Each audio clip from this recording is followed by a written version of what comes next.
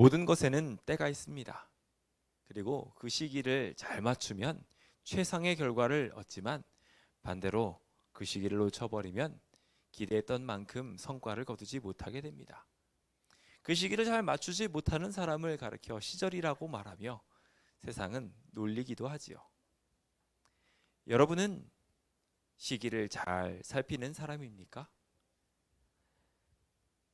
저희 시조사에서는 시대를 잘 살피기를 바라는 사람들을 그 마음을 담아 시기를 살피는 시대의 징조를 보는 사람들의 이야기들을 다루며 오늘 우리가 어떠한 사람이 되어야 마땅하는지를 알려주고 있습니다. 지금은 어떤 때일까요? 단순히 코로나로 인하여 집안에 잘 숨어 있을 때라고 생각하시는 분이 계시다면 이제는 새로운 결단을 내리기를 예수님의 이름으로 축원드립니다. 제가 얼마 전 유튜브를 통하여 아주 간단한 스토리를 보게 되었습니다. 한 사람의 이야기였는데 그 사람은 저격수로 어떠한 일을 하려다가 실패하고 본부로 복귀하는 중이었습니다. 본부로 복귀를 하던 중에 앞에 팻말이 하나 날라온 것을 보게 됩니다. 지뢰를 조심하라는 거예요. 지뢰를 조심하라는 이야기를 보고 난 뒤 그들은 어떻게 할까 고민을 합니다. 자신이 복귀를 하려면 시기에 맞춰야 하기 때문에 강행을 하여 앞으로 나가기로 합니다. 하지만 앞에 지뢰가 있다는 것이 늘 마음에 주인공은 걸렸지요. 주인공의 친구는 뭐 그렇게 걱정을 하냐고 이야기하면서 경고판에 있는 이야기를 무시하고 힘차게 걸어 나갑니다. 그러다가 안타깝게도 지뢰를 받고 죽게 됩니다. 주인공도 그 순간 너무 놀라서 다가가려다가 딸깍이라는 소리를 듣게 됩니다. 지뢰를 받게 되는 것이죠. 그 다음부터 그는 계속해서 그 지뢰를 어떻게 하면 좋을까 생각을 하며 본부에도 구원을 요청하고 모래폭풍도 견뎌가며 아주 갖은 고생을 다하게 됩니다. 그런데 그 사람 앞에 계속해서 사람들이 나타나서 혹은 환영들이 보이면서 계속해서 그 군인에게 말하는 것은 그 발을 띄고 한 걸음을 내디디라는 거였어요. 이 발을 떼내면 죽을 텐데 자꾸 주변 사람들은 발을 떼고 앞으로 나서라는 거예요. 그는 확률에 의하여 자신의 목숨을 맡길 수 없어서 계속해서 그 지뢰를 떼지 못하고 전전긍긍합니다. 그러다가 더 이상 기진하여 아무것도 하지 못하게 되었을 때 그는 드디어 용기를 내어 한 발자국을 뗍니다. 그리고 폭발을 하지 않는 모습을 보게 되죠. 자기가 여태까지 지내왔던 모든 것들이 너무나 당황스러워서 그 폭발물이 맞는지 거기를 뒤졌는데 보니 그게 폭발물이 아니라 캔이었습니다. 캔을 밟고서 주저하고 있었던 것이에요. 어쩌면 오늘 우리의 삶에 있어서도 동일하게 이러한 우유부단함이 존재하고 있는지 모릅니다. 당장 결단을 내리고 나서야 할 이때 왠지 모를 두려움에 설득당해 버려서 공포에 휩싸여 아무 일도 하고 있지 못하고 있지는 않으신지요. 할 수 있는 기회가 많음에도 불구하고 우유부단하여 그 기회를 놓치게 된다면 그 수많은 시간들은 굉장히 안타까운 시간으로 남게 될 것이며 동시에 그렇게 되다가 이 이야기의 주인공이 경험했던 것처럼 환난과 역경을 크게 당하고 심지어 다른 일로 인하여 죽을 뻔하기까지 하는 그러한 일이 생겨나게 될 수도 있을 것이라 생각이 됩니다.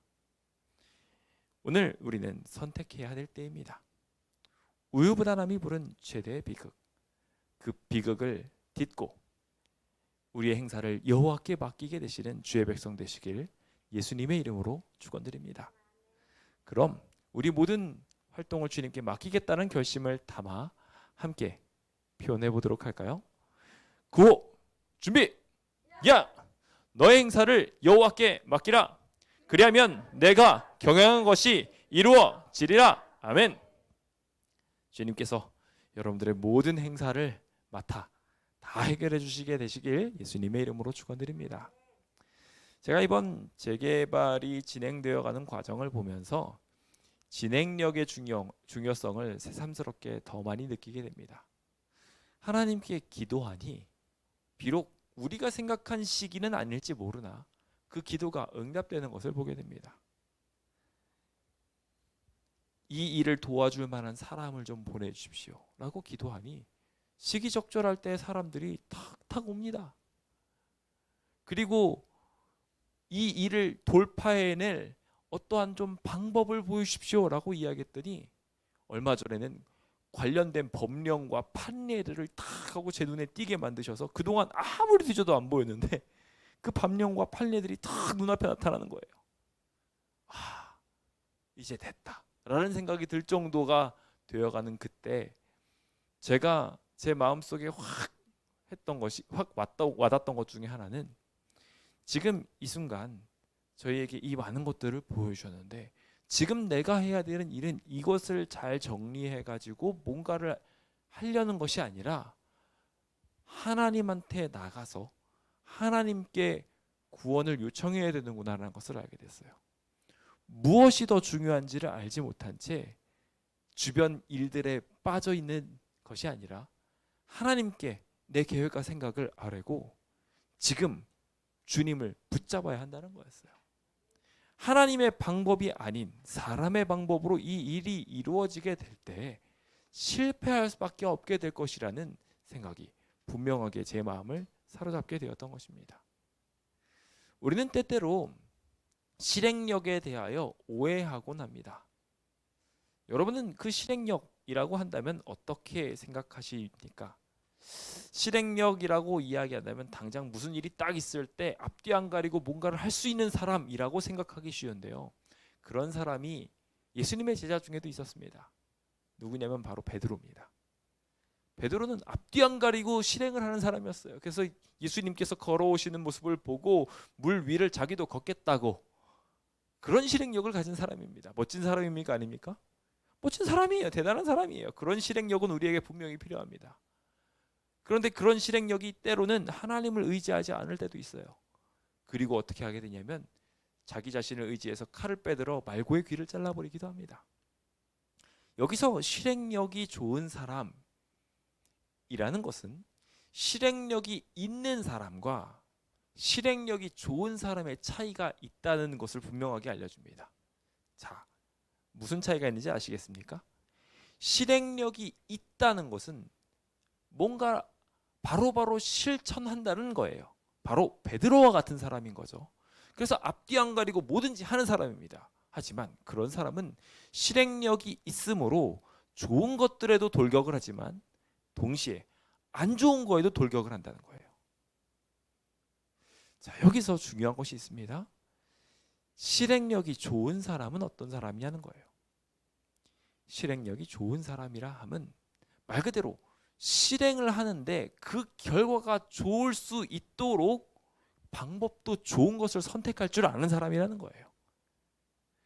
오늘 우리는 다른 사람이 아니라 진짜 실행력이 좋은 사람이 되기를 원합니다.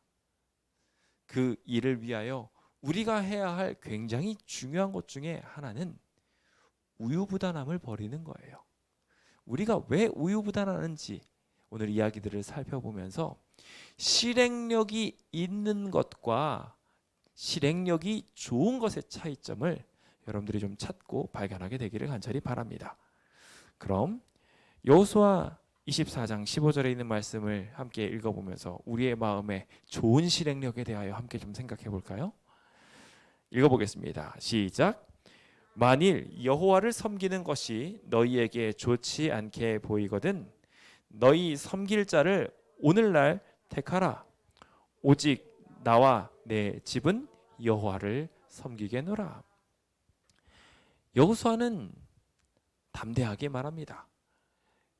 여호와를 섬기는 것이 좋지 않아 보인다면 너희가 그동안 강 너머에서 섬겼던 신이든지 이 땅에 있는 신이든지 그 신을 따라서 너희들이 원하는 신을 찾아서 섬겨봐라.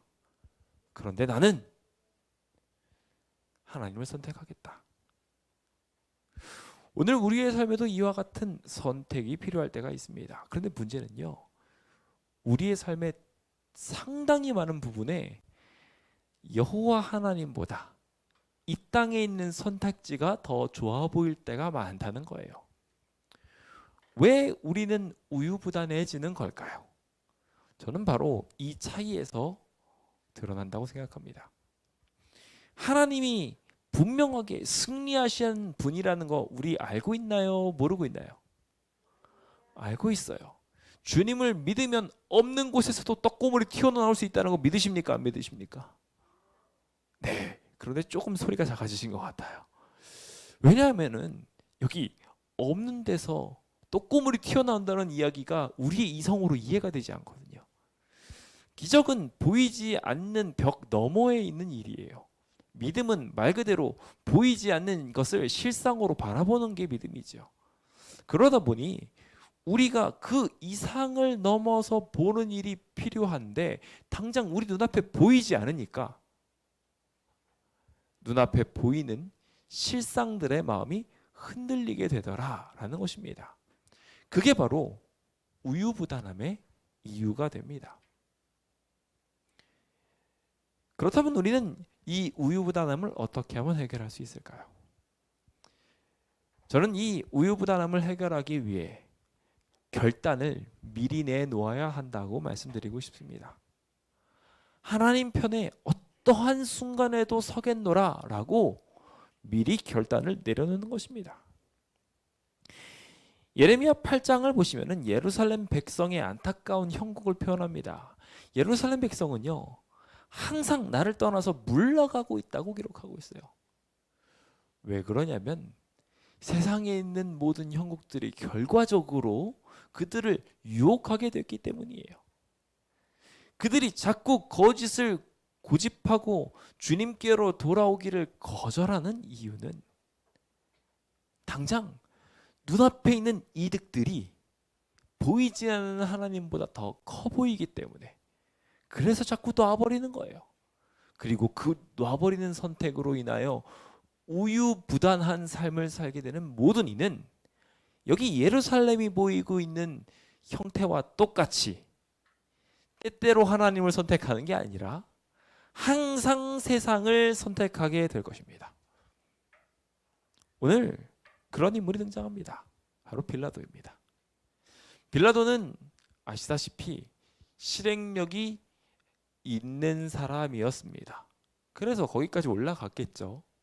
그런데 성경은 빌라도를 딱 집어서 영감의 말씀을 통하여 말씀하기를 그는 우유부단했다 라고 기록하고 있습니다. 왜냐하면 그 우유부단함이 세상에서 쌓아져가는 많은 이득들로 인하여 점차 그의 마음을 느리게 만들었음과 동시에 하나님을 선택하는데 민첩하지 않았기 때문에 바로 그러한 평가를 내리게 된 것이 아닌가 생각해 보게 됩니다. 이 세상은 우유부단한 사람이 서 있을 만큼 만만한 세상이 절대로 아닙니다.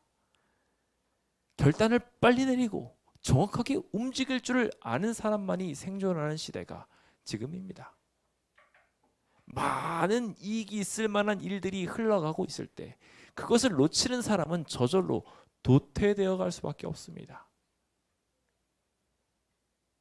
세상도 이럴진데 영적인 구원의 길을 걷는 사람들은 얼마나 더 치열한 싸움을 싸워야 할까요?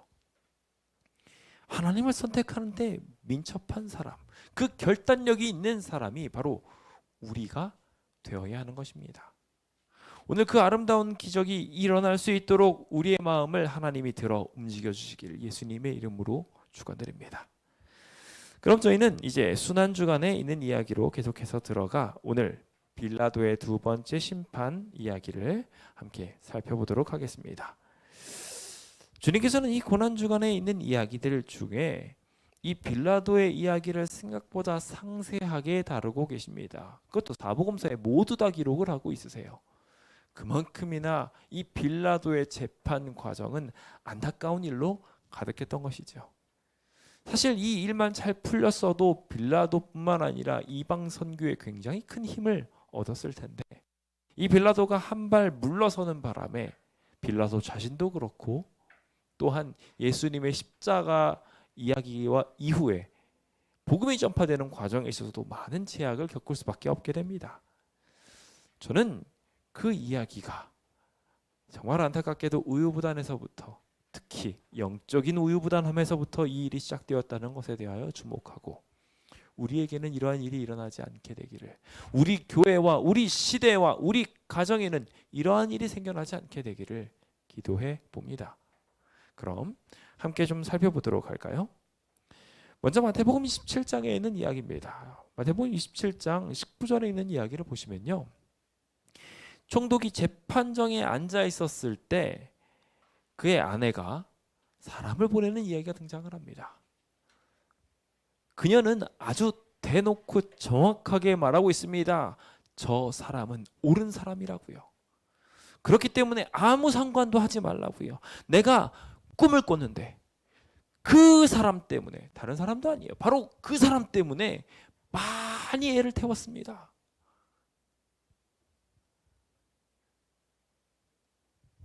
이렇게 정확하게 시기적절하게 사인을 줄 수 있습니까? 저는 그러기도 쉽지 않다는 생각이 듭니다. 사실 우리의 마음속에도 하나님께서는 이와 같은 사인들을 생각보다 많은 순간에 주십니다. 우리가 애써 무시할 뿐이지요. 우리는 이 이야기가 딱 오게 되었을 때 이 음성을 듣고, 아, 내가 이 일에 더 이상 관여하면 안 되겠구나, 영적인 눈을 떠서 하나님의 계획을 마음에 두어야 합니다. 그런데 많은 사람들이 이 빌라도와 같은 선택을 내려버립니다. 죄악을 돌이킬 수 있도록 하나님께서 기회를 주셨지만 그 기회를 내쳐버리는 것이죠. 왜요? 우유부단하기 때문에, 하나님 편에 서기로 미리 결심을 안 하고 있어서 이런 일이 생겨나게 되는 것입니다. 저는 이 우유부단한 자들의 특징들을 살펴보면서 그것이 부른 비극이 얼마나 큰 비극인지 함께 좀 살펴보기 원합니다. 먼저 우유부단한 자들의 첫 번째 특징은 어설픈 방법으로 자기 자신을 의지한다는 거예요. 빌라도가 실행력이 있었다는 거에 대해서 반증하는 것은, 사실 성경에 나오고 있는 이야기를 보면은 그는 결단이 빠르고 빠르게 움직이는 사람이었어요. 그래서 이거 내가 할 만한 일이 아닌데 생각하면 바로 헤롯한테 넘기는 사람이었고요. 또 그리고 자기의 방법을 끊임없이 생각해내서 여러 가지 것들을 시도하는 사람이었습니다. 그런데 말입니다, 안타깝게도 하나님의 방법이 아닌 사람의 방법은 다 어설픈 방법입니다. 저희가 재개발을 해나가는 데 있어서 우리가 세운 모든 논리들이나 계획, 그리고 사람의 인맥을 통하여 이루어지는 모든 것들은 세상이 보기에는 이득이 되는 것처럼 보여질지 모르나 어설픈 방법이에요. 결국은 거기에는 실패의 요인들이 분명하게 있습니다. 오직 이것을 승리로 이길 방법은 한 가지, 하나님뿐입니다. 우유부단한 사람은 여기에서 차이가 납니다. 하나님의 방법을 믿고 의지할 것인지, 아니면 믿지 못하고 세상의 방법과 걸쳐서 이것저것을 하려고 어설픈 방법을 시도할 것인지에서 말입니다. 여러분은 어떠십니까? 여기 빌라도는 안타깝게도 자기의 방법으로 하나님의 인도를 무시하는 사람이었습니다. 누가복음 23장 13절을 살펴보시면 빌라도가 대제사장들과 관리들을 불러 모으는 이야기가 나옵니다. 관여하지 말라는 이야기를 듣고 나서 그는 실행하지 않은 게 아니었어요. 다 사람들을 불러 모았어요. 그리고 이 사람이 백성을 미혹하는 자라고 와서 이 사람들이 끌고 왔는데, 내가 신문에 봤지만, 내가 정말 잘 뒤져봤지만 고발하는 일에 있어서 이 사람은 무죄하다 판결을 내립니다. 판결 안 내린 게 아니에요. 무죄하다. 내가 그래서 헤롯한테 보내보기도 했다. 내 판결이 틀렸나 확인해 보려고 헤롯한테 보내보기도 했다. 하지만 헤롯도 나한테 그냥 돌려보냈다. 설득력이 있습니까? 없습니까? 있어요. 너희들의 왕이라고 하는 사람도 모반을 일으키려고 한다고 너희들이 끌고 온 이 예수를 죽이지 않고 돌려보냈다는 거예요. 이것은 예수님이 모반자가 아니라는 강력한 의미였어요. 헤롯이 자기한테 모반을 일으킨 사람을 어떻게 내버려 두겠습니까? 그 잔혹한 지배자가 말입니다. 근데 그가 돌려보내줬어요. 그는 분명하게 모반자가 아니라고 말하며, 그렇기 때문에 혹 너희들이 납득할 만한 뭔가가 아니라면 내가 때려서 내려놓을 테니까 죽이진 않겠다라고 말합니다. 굉장히 설득력 있는 이야기예요. 그런데 이 설득력 있고 실행력 있는 말이 통했습니까? 안 통했다는 거예요. 중요한 거는 내가 생각하기에 충분히 잘 준비된 내용인데 실패했다는 것입니다. 아울러 39절에 있는 이야기를 요한복음에 있는 이야기로 살펴보면 한 가지 더 이야기를 꺼내는 것을 봅니다. 6월절이면 내가 너희에게 한 사람을 놓아주는 전례가 있다. 또 다른 방법이죠. 그러니까 내가 너희들의 유대인의 왕이라고 이야기했던 이 사람 내가 놔주겠다 라고 이야기하는 거예요. 그러면서 비교 대상을 가지고 옵니다. 비교 대상을 가지고 오는데 흥미로워요. 그냥 선한 사람, 누가 봐도 풀어줘도 될 만한 사람을 데리고 오는 게 아니라 흉악한 사람을 데리고 오는 거예요. 강도하고 살인을 저지른 사람을 데리고 와서 비교합니다. 사람이 보기에 설득력 있습니까? 없습니까? 있어요. 누가 살인한 자와 강도를 좋아하겠습니까? 그러니까 그 살인 강도죄를 범한 이 사람은 당연히 죽어야 될 사람이니까 이 사람 죽이게 두고 예수님을 살리게 하려고 비교 대상을 명확하게 두었던 것입니다. 너희는 내가 누구를 너희에게 넘겨주기를 원하느냐? 참 재미있는 것은 마태복음에 보면 그때 바라바라 하는 유명한 죄수가 있었다라고 말하고 있어요. 말 그대로 바라바는요 유명한 죄수였어요. 그냥 죄수도 아니었던 거예요. 그래서 분명히 예수님을 놔주겠지 했지만 실패합니까? 실패하지 않습니까? 실패해요. 이것도 실패해요. 충분히 설득력 있는 거, 실행력 이거 없다는 거 거짓말이에요. 진짜 우유부단한 거 말도 안. 정말 말 그대로 그는 설득력도 있고 실행력도 있는 사람이었어요. 하지만 그는 이렇게 분명하게 소리를 듣게 됩니다. 무리가 일제히 소리질러 이르되 이 사람을 없이 하고 바라바를 우리에게 놓아 주소서. 사람들은 자신이 위대한 계획들을 세워놓으면 성공할 줄로 착각합니다. 하지만 그 일의 성사를 이루시는 분은 하나님이십니다. 우리가 그걸 놓치고 내가 최선을 다하면 뭔가 되겠지라고 생각합니다. 거기 이전에 있어야 될 하나님께 대한 실행력은 놔버리고 말입니다. 자기가 노력을 하면 뭐든지 이루어질 거라고 착각하는데요. 안타깝게도 그렇지 않습니다. 하나님께 매달리는데 민첩하지 않은 사람은 실패할 수밖에 없습니다. 계속해서 빌라도는 예수를 놓고자 합니다. 그들에게 다시 한 번 더 말합니다. 다시 한번 재차 말하는 이야기를 보시면요. 그 이야기들이 흥미롭습니다. 뭐라고 이야기하냐면요. 마태복음 27장에 보시면은 내가 그럼 어떻게 하면 좋겠냐? 예수를 어떻게 하면 좋겠냐? 어찌미냐? 이 사람 도대체 무슨 악한 일을 했길래 이렇게 죽어야 되느냐라고 이야기하며 두 번씩이나 질문합니다. 그는 갖은 설득을 하며 최선을 다하여 왜 이런 일들을 해야 되느냐고 그들에게 자각을 시켜주려고 애를 썼지만 그 일들도 다 실패하게 됩니다. 왜냐하면 이 설득은 하나님이 하시는 게 아니라 빌라도가 하는 거였거든요. 하나님은 이미 빌라도를 설득했거든요. 이미 빌라도한테 말하기를 이 사람한테 관여하지 말라고 했어요. 그 부인을 통해서 말이죠. 그런데 안타깝게도 빌라도는 그 이야기들을 하나님한테 안 묻고 누구한테 묻고 있어요? 예수님한테 안 묻고 누구한테 묻고 있어요? 진리가 무엇이냐라고 물어놓고서 누구를 뒤돌아보고 있어요? 사람들을 보고 있었어요. 자기 방법과 자기 사람들을 보면서 그 일들을 통해서 뭔가 이루어질 거라고 생각했던 거예요. 안타깝게도 그는 이 일로 인하여 실패하고 맙니다. 오늘 우리의 삶에도 이러한 일이 일어날 수 있음을 분명하게 기억하십시오. 하나님께 온전하게 의지하게 되시는 주의 백성 되시길 예수님의 이름으로 축원드립니다. 그는 결국 이렇게 실패하고 예수를 데려다가 채찍질하도록 넘겨줍니다. 군인들은 예수님을 심각하게 모멸을 주면서 괴롭히게 되지요. 빌라도가 한 잘못된 선택이 오히려 이렇게 잘못된 방법을 낳게 됩니다.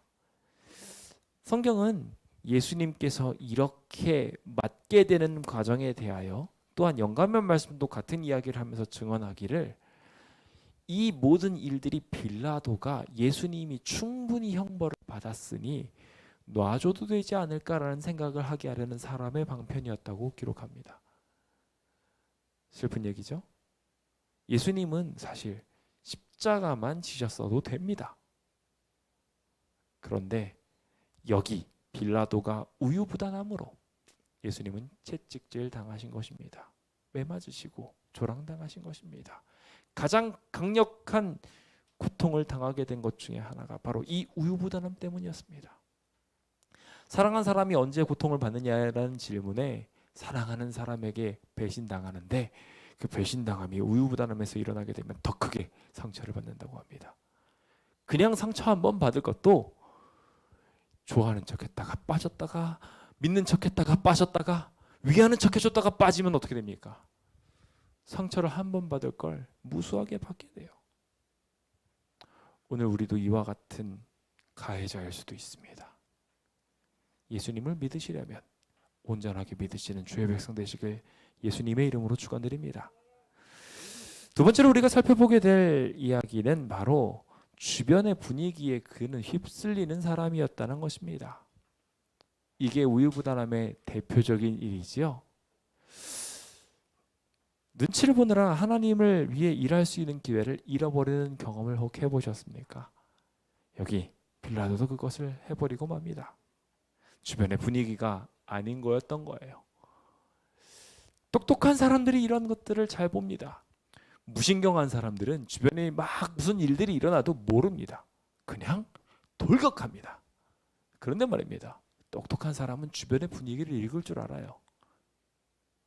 이게 좋은 점만이 아닌 것이 이 주변의 분위기를 읽음으로 말미암아 하나님이 믿음으로 말미암아 걸어가라는 길을 무시하게 되는 경우들이 많이 생긴다는 것입니다. 여러분은 세상의 눈치를 얼마나 보고 있으십니까? 요한복음 19장에 있는 이야기를 보면은 그가 이 사람을 데리고 너희한테 나온다라고 이야기하면 내가 아무 죄도 찾지 못한 것을 너희로 알게 하려 하기 때문에 이렇게 데리고 왔다라고 말합니다. 예수님은 채찍질을 당하셨어요. 고문을 당하셨어요. 내가 아무리 신문해봤자 이 사람은 죄인이 아니었어. 우리나라로 치면 주리도 틀어봤고 태형도 쳐봤어. 다 해봤는데 안 통해. 이 사람은 정말 죄가 없어. 그렇게 말하려고 지금 빌라도는 예수님을 모질게 고문했던 거예요. 그리고 그렇게 고문하고 난 뒤에 데리고 와서 봐라. 이렇게 모욕을 당하고 있는 중에도 정말 순박하게 이렇게 서 있지 않느냐라고 이야기하면서 예수님을 보여줍니다. 그들의 왕이라고 생각했던 예수님께서는 머리에 가시관을 쓰시고 홍포를 입으신 채 모욕을 당하고 있으셨어요. 얼마나 모진 고문을 당하셨으면은 그 고문을 당한 모습으로 인하여 서 있기조차 힘들 정도로 예수님의 모습은 비틀거리고 계셨습니다. 그 모든 모습을 보고 사람들은 불쌍히 여길 만도 했어요. 그런데 빌라도는 여기서 다른 분위기를 보기 시작합니다.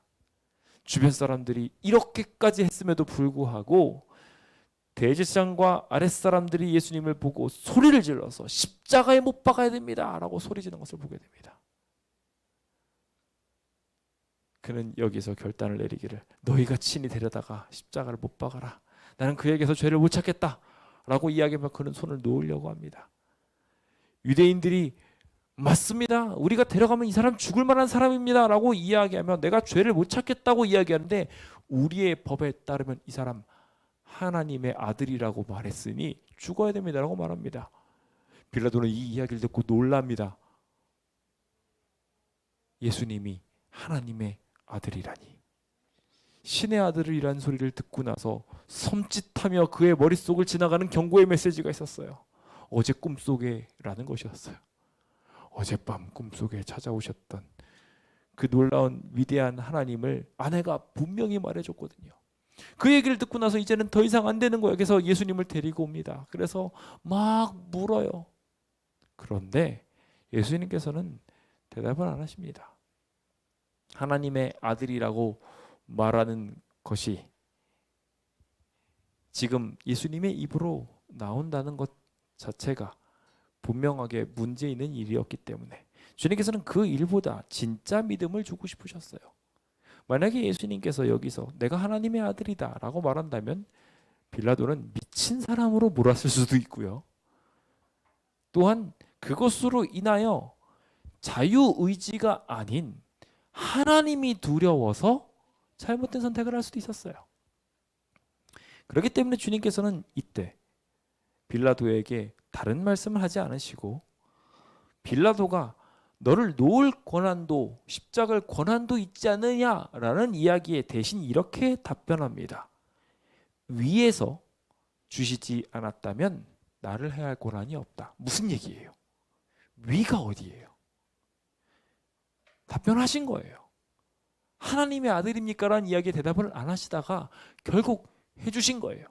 그가 잘못된 길로 잘못된 선택을 하고 있으니 이 이야기를 해주셨어요. 그러면서 이 선택을 향하여 가는 것이 옳지 않아 라고 말해주고 계신데 동시에 그의 마음속에 여전히 세상을 향한 선택을 하려는 것을 보시고 위로해 주시기를 나를 내게 넘겨준 자의 죄는 더 크다 라고 말씀하시며 그를 위로해 주십니다.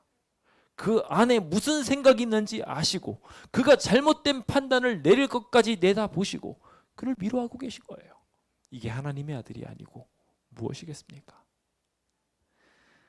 그는 이 이야기를 듣고 예수를 놓으려고 힘쓰기 시작합니다.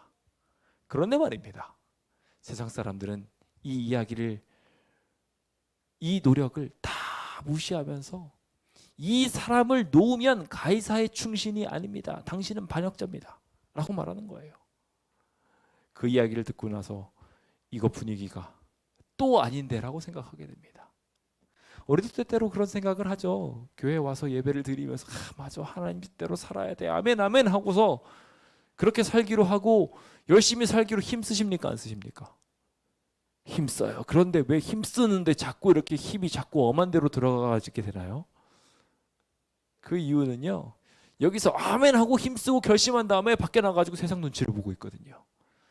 딱 빌라도가 그랬어요. 그래서 빌라도는 밖에 나가서 열심히 주변 분위기를 살피다가 결국 예수님을 놓아버리고 말았습니다. 오늘 우리에게도 이러한 일이 생겨나게 될 수 있습니다. 그 비극이 생기지 않을 수 있도록 우리 모두 하나님을 우리 편으로 세우기로 결심합시다. 여기 유다인들이 이렇게까지 명확하게 외치게 된 데에는 이와 같은 빌라도의 우유부단함이 계속 누적했기 때문입니다. 그리고 그 누적된 일들이 계속 쌓이게 되었을 때 결과적으로 예수님을 향하여 외치기를 그는 왕이 아니다 라고 말하게 됩니다. 더 이상 예수님을 왕으로 인정하지 않고 이 세상 통치자들이 나의 왕이라고 말하기 시작합니다. 가이사 외에는 우리에게 왕이 없습니다 라고 말하며 예수님을 부인하고 하나님을 부인하고 자신의 민족성 자체를 부인해버리는 메시아 사상까지 파괴해버리는 그들 스스로가 되어버리고 말았던 것입니다. 혹 우리는 계속해서 주변 눈치를 보면서 조금씩 유대인처럼 되어가고 있지는 않으신지요? 이제 돌아와 하나님의 품 안으로 온전하게 안기게 되시길 간절히 바랍니다. 마지막 이야기는 결국 그가 어떠한 선택을 했는지 정말 안타까운 모습을 비춰줍니다. 그는 피해가 두려워서 책임을 전가합니다. 어떻게 전가했죠? 손을 씻는 것이었죠. 자신이 손해보는 것이 두려워서 결과적으로 그것을 넘겨버리는 일이었습니다. 하지만 이것은 온전한 방법이 되지 않았습니다. 결국 내가 너희에게 넘겨주겠다고 한 모든 행위, 손을 씻으면 나와 상관이 없고 무지하니까 너희들이 이것을 당해라 라고 이야기한 모든 이야기들은 허지로 돌아가 예수님은 결국 십자가에 달려 돌아가시게 됩니다. 우리가 아무리 내가 한 게 아니에요, 나는 몰라요 말해도 결과적으로 이 일이 이루어진 거에 빌라도가 관여했다는 것, 또한 빌라도가 관여했다면 이 일이 일어나지 않았을 수도 있다는 것은, 또한 그가 이 일이 나가는 방향을 막지 못했다 할지라도 그 자신의 방향성을 증명하는 데 있어서 중요한 결단을 그 스스로가 내렸다는 것이 분명하게 드러납니다. 우리가 하지 않아도 될 일은 없습니다. 하지 않아도 될 일이 아니라 우리가 해야 하는 일이 있어야 할 뿐입니다. 우리는 이거 하지 말아야지, 저거 하지 말아야지 라는 생각을 가지고 신앙할 것이 아니라 이것은 반드시 해야지 하고 일정을 정하고 살아도 그것을 다 못하고 삽니다. 지천에 널린 게 도와줘야 될 사람들이고 지천에 펼쳐진 것이 하나님의 말씀입니다. 우리의 생각을 관여할 만한 모든 일들 다 이미 하나님께서 주셨어요. 그러니 우리는 해야 할 일만 보고 살아도 시간이 부족한 사람이에요. 그런데 우리는 세상의 것들도 하고 싶어서 우유부단하게 쳐다보고 있어서 이렇게 밀리면서 사는 것입니다. 아무리 손을 씻고 나와 관계없어요 라고 말해봤자 소용없는 얘기인 거예요. 교회 일에, 재개발에 내가 관여 안 하는 것이 좋겠다라고 말하는 것 또한 빌라도와 똑같은 선택이라는 것을 기억하십시오. 나는 모르니까, 나는 못하니까, 나는 시간이 없으니까. 다 똑같은 변명이에요. 이 변명에서 벗어나서 예수님을 선택하게 되시길 예수님의 이름으로 축원드립니다. 그가 밀어버려서 유대인들은 그 핏값을 받게 되어 비극적인 선택을 하게 되었으며 바라바가 대신 풀려나게 되고 예수님은 고단당하게 되셨고 뿐만 아니라 그 이후로도 더 큰 모진 고문과 조롱을 당하시며 결국 십자가를 향하실 수밖에 없게 되었습니다. 그의 관할 아래에서 말입니다. 오늘 여러분들도 여러분들 관할 아래, 여러분들이 하실 수 있는 일을 안 함으로, 여러분들이 해야 하는 일을 놓침으로 비극이 생겨나고 있지는 않은지 뒤돌아보아야 할 때가 아닌가 싶습니다. 이제 자기의 방법으로 주변 분위기에 의해서 피해가 혹은 두려워서 주님을 거절하지 마시고 힘으로, 마음으로, 시선으로 주님을 거절하지 않는 오직 하나님을 미리 선택해 놓은 결단력 있는 사람, 주님을 찾기에 민첩한 사람 되시길 예수님의 이름으로 축원드리며 모든 말씀을 마치겠습니다. 함께 찬미 561장 찬양